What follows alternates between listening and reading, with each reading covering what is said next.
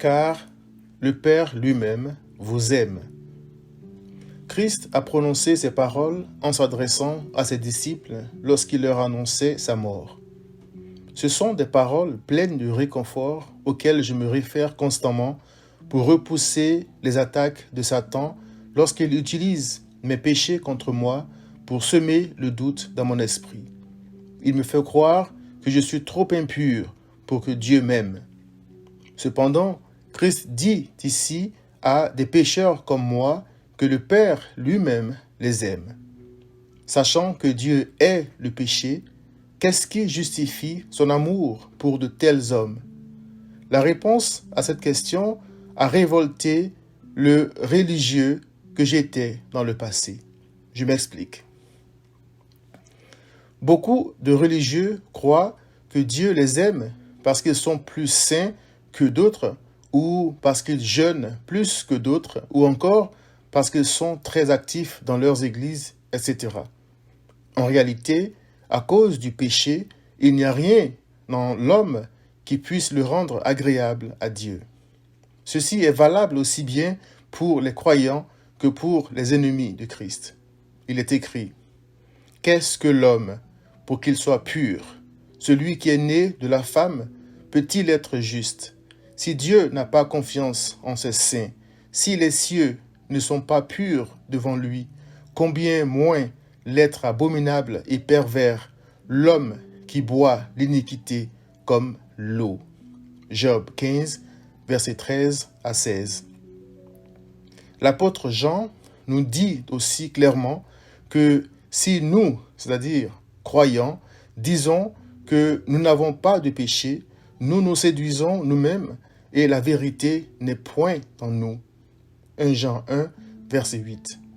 Notons aussi que si Christ intercède encore aujourd'hui pour ses brebis après avoir effacé leurs péchés, c'est bien parce que la chair est imperfectible. Comment se fait-il donc que Dieu, qui hait le péché, aime certains pécheurs? Par ignorance, beaucoup disent que Dieu hait le péché, mais aime le pécheur. Ceux qui disent cela n'ont jamais lu le 5e psaume où il est écrit: « Car tu n'es point un Dieu qui prenne plaisir au mal. Le méchant, c'est-à-dire le pécheur, n'a pas sa demeure auprès de toi. Les insensés ne subsistent pas devant tes yeux. Tu hais tous ceux qui commettent l'iniquité. Tu fais périr les menteurs. L'Éternel abhorre les hommes de sang et de fraude. » Psaume 5, versets 4 à 6. Bref, Dieu hait le péché et ceux qui prennent plaisir au péché. Voici comment Christ lui-même explique l'amour de son Père pour ses brebis.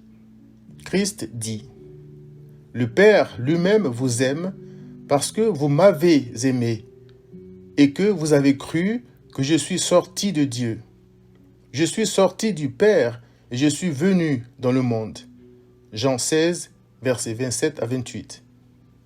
Aimer Christ, croire qu'il a pris la forme d'un être humain pour venir délivrer le pécheur du pouvoir et des conséquences du péché, est le don de Dieu qui confère au pécheur le droit d'appeler Dieu le Père, Papa, avec tout ce que cela implique, c'est-à-dire l'amour paternel de Dieu. Il est écrit: « Mais à tous ceux qui l'ont reçu, à ceux qui croient en son nom, elle, c'est-à-dire la parole de Dieu, Christ, a donné le pouvoir de devenir enfant de Dieu. » Jean 1, verset 12. C'est donc à Christ que je dois mon adoption dans la famille de Dieu et non à une éventuelle sainteté, une quelconque vie de prière ou un zèle particulier dans l'œuvre de Dieu. Sans le Saint-Esprit de Christ qui m'empêche de faire ce que j'ai naturellement envie de faire chaque jour, je boirai le péché comme l'eau, comme cela est écrit dans Job. Galates 5, verset 17 dit: « Car la chair a des désirs contraires à ceux de l'esprit, et l'esprit en a de contraires à ceux de la chair. ils sont opposés entre eux, afin que vous ne fassiez point ce que vous voudriez. Satan peut donc légitimement m'accuser d'être impur, mais je suis l'un des tisons que Christ a arrachés au feu de la condamnation éternelle. Zacharie 3, versets 1 à 6. Grâce à la seule obéissance de Christ donc, l'Éternel dit aux croyants, à l'instar de Moïse, « Je ferai ce que tu me demandes, car tu as trouvé grâce à mes yeux et je te connais par ton nom. » Exode 33, verset 17. Gloire à Christ, car c'est grâce à son obéissance et à son sacrifice que l'Éternel fait une telle faveur à des hommes déchus. C'est d'ailleurs pourquoi il est écrit, « Car c'est par la grâce que vous êtes sauvés par le moyen de la foi, et cela ne vient pas de vous, c'est le don de Dieu. Ce n'est point par les œuvres, afin que personne ne se glorifie. » Éphésiens 2, versets 8 à 9. Cher ami, peux-tu dire que le Père lui-même t'aime? Pour en être certain, interroge ton cœur. Est-ce que tu aimes Christ? Tu crois qu'il est sorti de Dieu et qu'il est venu dans la chair pour payer la dette de tes péchés? Si tu réponds non, sache qu'il n'est pas encore tard.